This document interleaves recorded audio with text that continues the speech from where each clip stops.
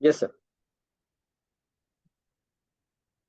Good evening, friends. Today we have one and only Mr. Bhuvandal Kavle with us. He's one of the renowned teacher, academician. Apart from that, he has international exposure also in the working with different schools and universities. He has more than 20 years of experience in this field. And today we will be having a one-to-one discussion about the future and environment of the teachers in the society. So, welcome to you, sir. Thank you. Thank you. Yes. Yeah. So, sir, I would like the first of all the audience, and I would like to know about the entire background of your and what is your journey in this education segment. Yeah. Very good. So I started my journey from, charter coaching classes in 1997 in Nagpur as Okay. a teacher in English. Then onwards, I have been teaching English language literature to the students of 9th, 10th, 11th, 12th of all the boards, CBSE, IB, Cambridge, IGCSE, ISC, ICSE in India and abroad. I have been author of four English books also, and a very senior faculty of English language, literature, political science, international relations, GK and current affairs for civil services examinations. I have been, contributing to the students' life, career, academics at large, and I find very much enthusiasm and joy while teaching them because I feel that the practical knowledge is very important apart from textbook, and that's why I emphasize on the life skills of 21st century, and I impart all the practical things which are important in their life and career. And I have been in this field for last 30 years, teaching different curricula at different places. I have decorated all the positions like TGT, PGT English, HOD, then the coordinators, academic and administration, then chief coordinator and school coordinator, principal, administrator, and vice principal of two schools. Presently, I have been also running my institutions under the umbrella of Phoenix Group of Institutions, and we have 10 institutions approximately, and upon means at least five are in current working condition and five are in pipelines. So they are like a Phoenix English Academy, Phoenix Institute of Excellence, Phoenix Institute of Competitive Examination, Phoenix Institute of Fantasy and Fashion, etc. So, more of it is like a finishing schools which you are doing it. Yes, So, I have you think that the NAP will play a vital role in this? The teachers will play a vital role in implementing this NAP policy, or you have the another thought for that? see, this NAP is only for the academics because, Yes. CBSE and the country wants that the students should not be rote learners. They should be, trained and prepared for the upcoming challenges in their lives. And that's why the syllabus has been framed in such a way.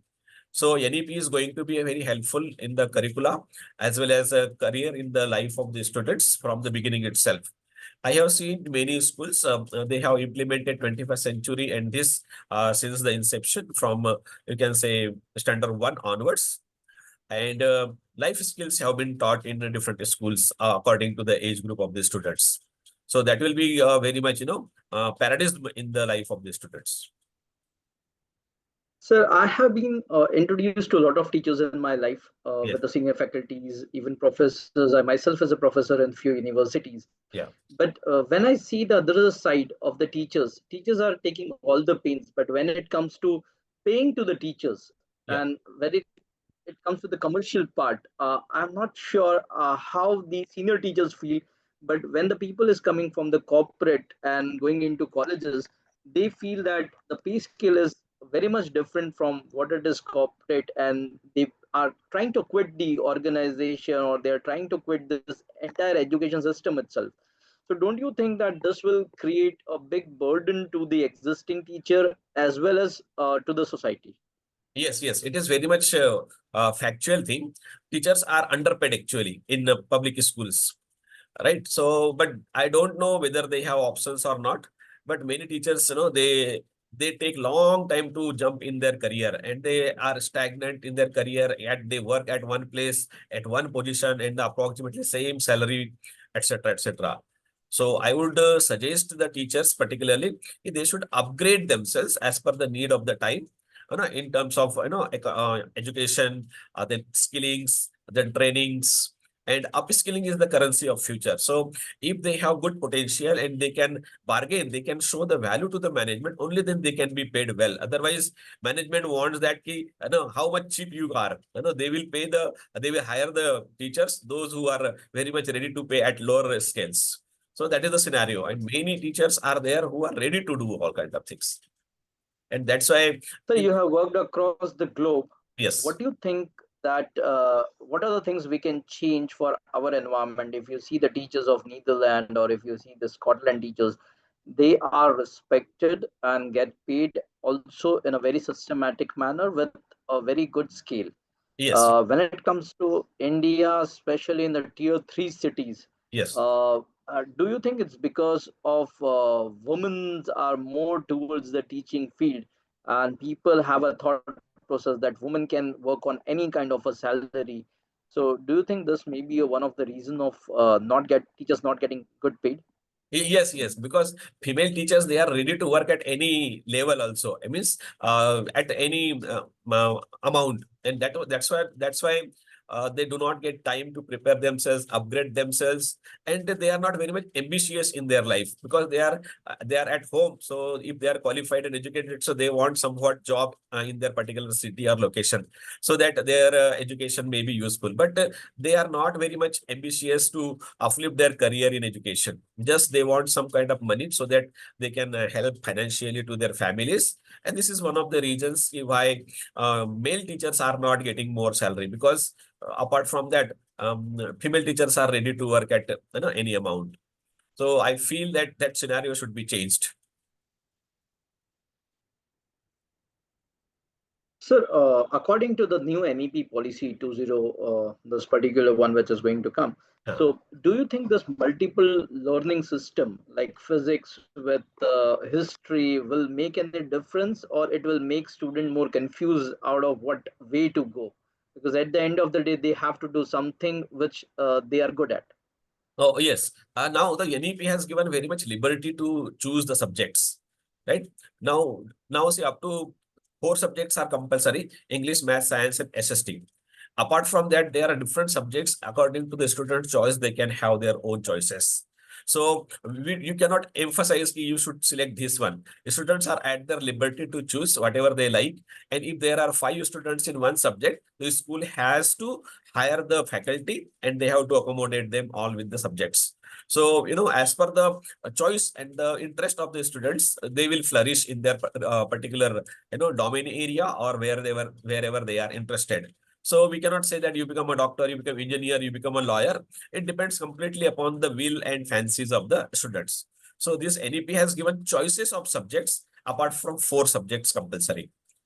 So at the end, no, if the students are interested in sports or some kind of pottery or any kind of music or any kind of other co-curricular activities, so they can flourish in that particular field. Apart from keeping a minimum passing marks or qualifying marks in the main subjects.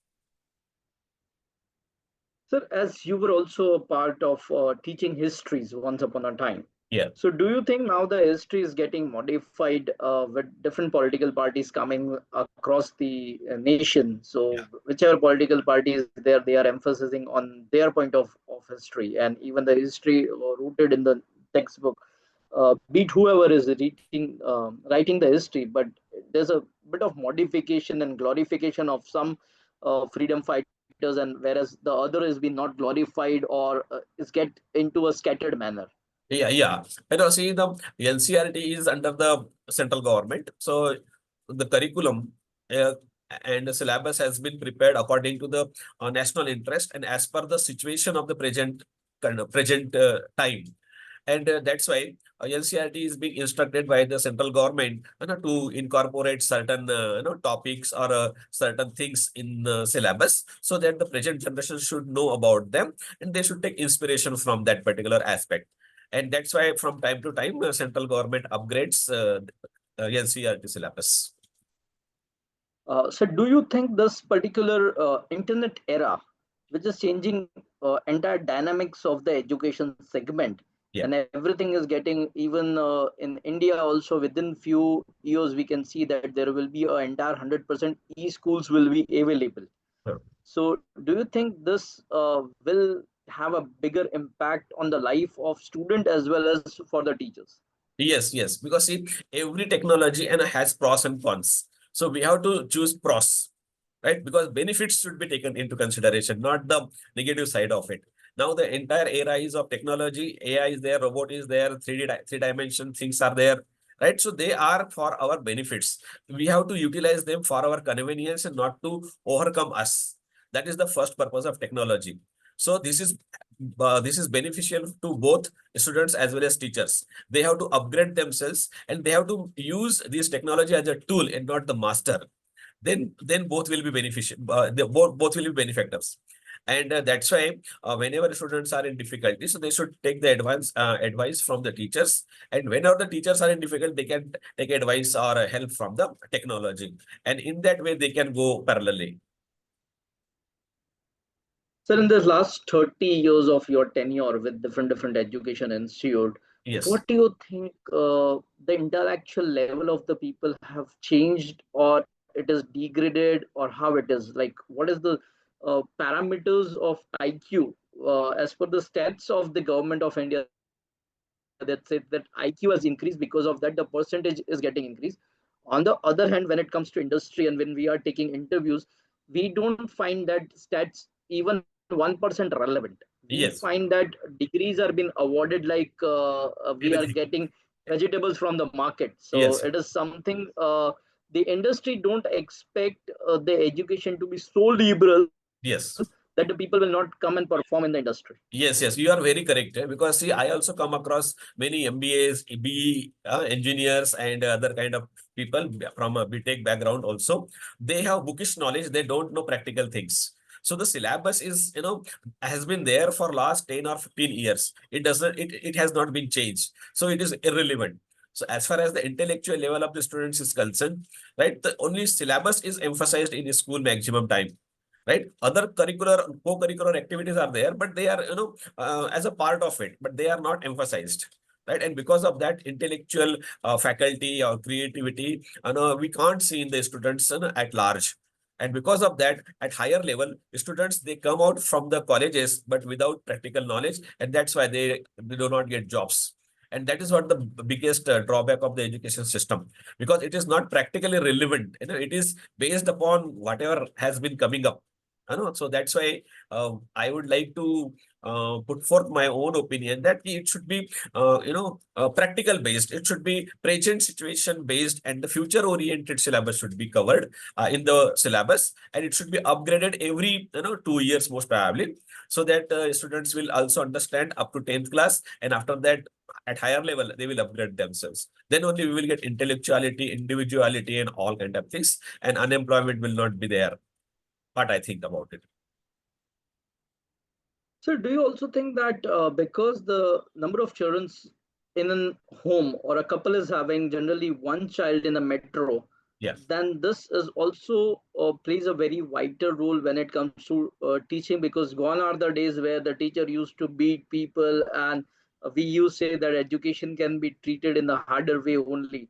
Yeah. Now it's everything softer. Somewhere this is weakening the nation itself, and we can see a lot of crimes which is involved because of teachers are also in a very difficult situation when it comes to handling that kind of notorious students inside the classroom. Yes, yes, it is very fact. Because in our olden days, no, the teacher means no, he is everything. But now the situation has been changed. It Yes. is a student-centric syllabus, student-centric education is there. But I personally feel that there should be little bit harshness, little bit, not physical punishment, but words should be, in such a way spoken that the student should understand properly. They should know the meaning of discipline. And whenever is required something, strict or disciplinary action, that time it should be taken. Because I have gone through the verdicts of some high courts and supreme courts also, that the teacher's job is not only to teach the students, it's his job is to make the students appropriate and good civilized person in the society, and implementing discipline also. And for that purpose, some strictness is also justiciable. So, but wherever I have taught, so all the principal director and the school atmosphere is like that only. All the students are treated like, very, in a very affectionate manner. But as far as discipline and this concern is there, that I would like to be apart from that. But discipline, if you want to implement, some strictness should be there. We have to tell the students that it is not, the world is not like you, and whatever you think, it is not like that. You have to act as per the norms and the fashion of the society, and according that you have to mold. No, the life is not a bed of roses, right? And discipline is an integral part of our life. So somewhat teacher should be strict, and somewhere he should be compassionate. There should be very good equilibrium. So somewhere down the line in this entire journey of education, you might have seen that the respect which teacher used to get 30 years back when you started your career, which you are saying around 1997, Yes, and in this today's scenario, the things have already changed. The mindset is like we are paying your teachers, and teacher is considered as a as like a servant in the home. So yes, somewhere the respect which was there of a teacher when it was in our traditional system yes. of Indian mythology, we can also say, or Indian education system, has lost in this transit of internet era. Yes, yes. No, for this, I will say that only teachers are responsible for that, because they have not shown the Okay. value of themselves. They became cheaper and cheaper, right? So Okay. if you are selling in the market, you should have value. You should command the respect. You should command the no currency also. According to that, you will be priced in the market. So I am completely of this opinion that teachers are responsible for their own condition and none other than. If you are not ready to work at extra 20,000 rupees, so definitely nobody can force you. And it is the school, colleges, university, they need the teachers. Teachers don't need university. They can start their private classes. They can create their own world. No problem. Right. So if you have caliber, if you have good talent, and if you feel that you are something, upgraded, upskilled person, you should put your figure. You should create your value. This is my price tag. If you are ready to pay me, then I am ready. Otherwise, say goodbye. Very simple. Right. How to sell yourself? It is the technique. It is the strategy of individual person. So whatever the condition of the teachers is there in this country, it is because of their own self. Nobody is responsible for that because they don't know how to sell themselves. Sir, when it comes to overseas education, you have taught across the globe. Yeah. What do you think how our new teachers can able to enter in the international market? Because when we are applying a job, we generally get rejections. All the teachers get rejection on the basis of in some countries it's very hard to say, but they are racist in terms of skin color, in Yes. terms of passports also, Yes. no matter Yes. how much caliber our Indian teachers are having. But when Yes. it comes to applying to another country, the first question is asked, even in an interview, especially if I talk about Thailand and Vietnam and in that area, Huh. they ask the first is what skin color are you? Acha. So whether we are a TEFL certified or TSL certified or whichever certifications we are having, but we Huh. are still considered as a third nation teachers. Acha, okay. First of all, I would like to know the reason about it, and second, sir, I would like to know that how we can overcome that particular thing. Acha, very good question, right? See, I had been in African country, right? And I had been in Qatar, right? So first, how I was interviewed, only they saw my English standard, and uh, I had I had prepared myself how to approach the interview. So we have to be very much, linguistically and ethnicity should be followed properly. We should respect their color, religion, their habits, their interests, and culture. We have to respect. This is applicable to everywhere. Second, your communication skill should be very good, and you should respect whatever they say, whatever they do, because I did not find any racial discrimination in these countries wherever I have worked.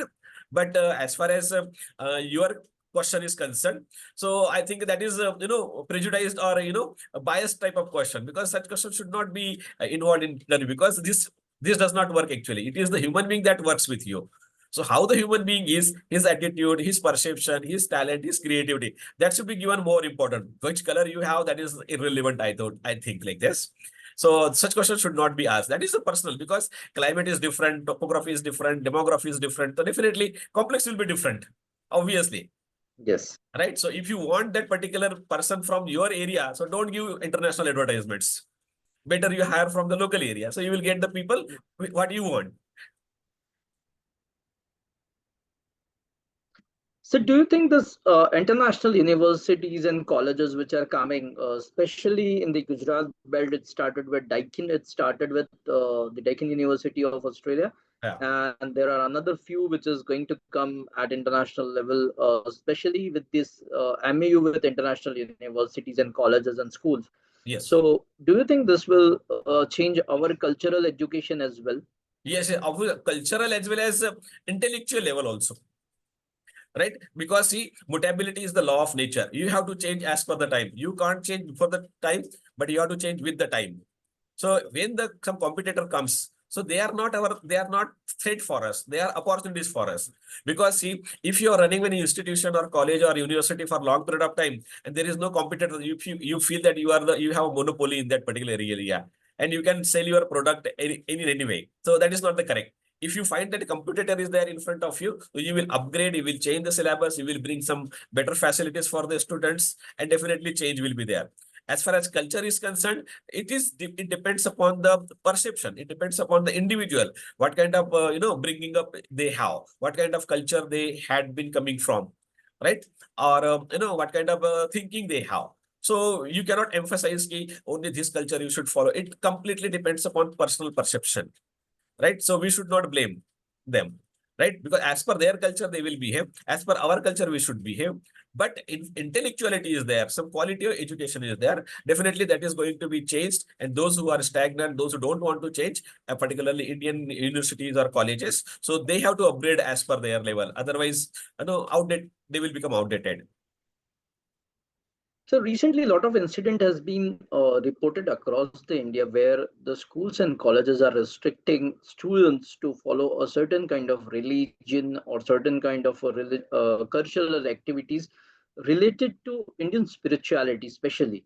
It is Huh? not about the caste or the religion, but a lot of schools, especially in the Indore belt, if you see even on YouTube, you Yeah. will find. So, do you think it is relevant to stop people from having their own freedom of choice of religion, which also violate Nineteen. Article 14 as well and Yeah. Article 15? Yeah. So, do you think up to what extent it is okay with the school management to restrain people, especially the young student, to restrain that in terms of specifically, if I talk about, they also emphasize that you should not have tilak or bindi or any kind of a thing, which also Indian Army and Indian Constitution have given the right Hmm. to follow it. And Yes. then some politician or a group of politician goes over there, and then all this drama happens. Yes. Yes. So, don't you think that it should be in the vibes of the teacher that they should also not uh, promote, but not to restrict that kind of activities in the school? Yes, yes, yes. Right. See, first of all, whatever the colleges and universities are there, they have been established by the Act of University Act or colleges, Yes. right, following UGC norms. But see, before some months, and I had read one verdict of Madras High Court, right? So, if the institution is there, they have their sole discretionary powers. What should be utilized, what should be implemented, what should be school policies or college university policies. That completely falls under their own domain. External person cannot interfere. If you do not like certain things, you cannot go away. You can go away. It is your choice, right? Okay. Suppose if you want to come to my place, so you have to follow my instructions. Otherwise, you are free to go Okay. anywhere. Simple. Right. So, in the same way, as far as universities are concerned, some colleges are concerned, as per their policy, as per their ideology, as per their constitution, right? Not Indian constitution, Okay. as per their constitution, right? So they can implement whatever they like. It is up to you whether you want to continue or not. Otherwise, you have your own ways to apart from. Right. So at their own level, they are also correct. As far as Article 14, 15, 21 is concerned, right? You are also right because you have liberty to go anywhere. Understand? And that's why you cannot Yeah. say that they are wrong and you are also right. And you cannot say that I am right and they are wrong. No, both are okay at their own places. Choices lie at both the places. So now this craze which is going on for UPSC and other some people who are teaching online, they are very good teachers, they are very renowned teachers, but the craze is going for everybody to do UPSC or you try some government examination. Don't you think that we should also inspire students to become entrepreneur? because at the end of the day, the entrepreneur is the one who runs the, from his taxation, the entire government is running. Yes, Without the taxation, the things will not work. And if everybody is going towards that cat and dog race, yes, then I don't think so. This is my personal opinion, that there are few people will achieve, but at the end of the day, if we have a balance between job seekers and job givers, yes. then it would be fruitful for the economy. Yes, yes. We, our, see, the now present syllabus is okay, but that particular implementation should be from the entrepreneurship point of view, from 8th onwards. That is what my opinion is, because syllabus is according to the government, but principal or director, they should add some kind of value to the education at their own level, so that the from the 8th onwards, students should understand what they have to do in the market. They should not be job seeker. Instead of that, they should be job givers. So whatever they like in order to flourish in life, particularly monetarily, so they should utilize their own talent and create something so that they can earn money and they can pay the taxes and they can generate employment also. And they should not become a servant, or you can say employee or subordinate to anybody. They should become the boss of their own life. That is what I think. And according to that, syllabus should Exactly. be generated. So entrepreneurship is more important in the future, because otherwise everybody will become servant and they will work in less salary or wages. And again, inflation and unemployment is there, and they will put a lot of grievances. See, so there's one side is a government school, second side is a private school. But now the scenario is somewhere down the line, people don't have that much of a salary where they can afford even one child in a very niche and beautiful school, or I will say the right word is the Yes. most effective school in the education system. Yes. If you go in Bombay and Delhi or any metro city, Yes. the fees are around 60,000, 50,000 rupees per month. Yes. And whereas the CTCs, when it comes to the other CTC, is almost on an average equivalent to 8 to 10 lakh rupees or 12 lakh rupees. Yes. Yes. So people have stopped avoiding having children, and Yes. ultimately it will impact the entire society and even our ratio. The 2.1, the ideal ratio for what do you say this reproductive ratio have Yes. Yes. gone down to 1.57 around. So don't Yes. you think that the education should be like in Canada or Australia, it's free of cost, 100%, Yeah. or in a subsidized manner? Do you think the same can be implemented in India? Yes, yes, that should be implemented, because see how many children you should have, that is your own discretionary power, right? But if you don't want to send your child to the school, doesn't matter. You can give him self-education also, doesn't matter, because I have read the books of Brian Tracy and Dan Locke and Grant Cardone and all. They did not go to school for a long period of time, and they created the wealth and the everything for the people. And now though they are guiding to CEOs of multinational companies. Understand? So education, formal education is different, but you cannot afford it. Okay, no problem. But you can have self-education in order to flourish, because every child is a unique, every person is a unique. So according to that, you can go. And as far as fees is concerned, or your paying capacity is concerned, it depends upon parents whether they want to send or not. If a child is interested and they can afford, okay, no problem. Otherwise, self-education is also going to be fruitful in the long term.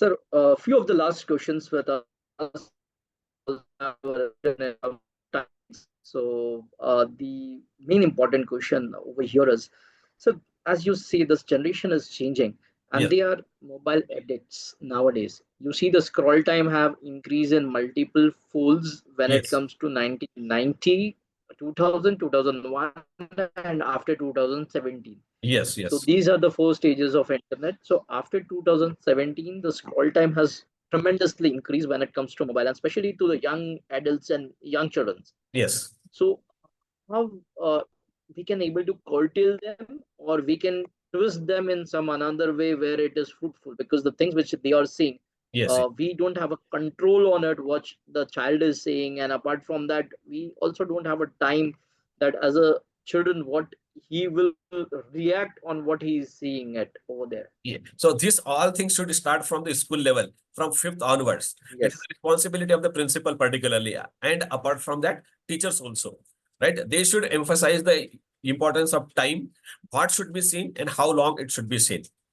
right? So they should tell them, because I told before some time, life is not a bed of roses. As your parents treat you, the world will not treat you like that. Once you are out of your Exactly. house, right, you have to act as per the norms of the society. There is nobody, your father, mother, or anybody is going to take care of you, right? You have to handle your own life.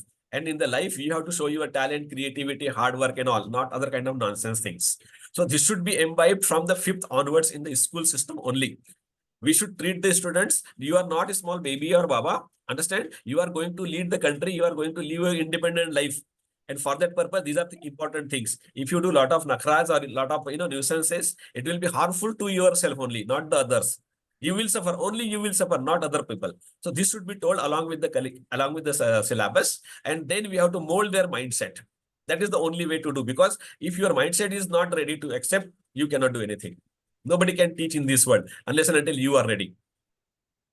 Sir, how you see the students are different from different countries when it comes to India and especially the Qatar. So, Huh. what do you see the major difference between these two in terms of mindset of the students? Entrepreneurship, businessmen, they want to do something, in terms of monetary, creativity, right? Not only just Okay. go play and do a curricular activities, extracurricular activity, play and come back. No, create something. And that creation starts from the family, right? What kind of values you put in your children, right? What kind of ideology, what kind of philosophy you have in your family. Oh, that comes from there only, right? So children in outside, they are from a business point of view, they think, and entrepreneurship uh, trend is there. They don't want to be employee. They want to be an employer or a free freelancer.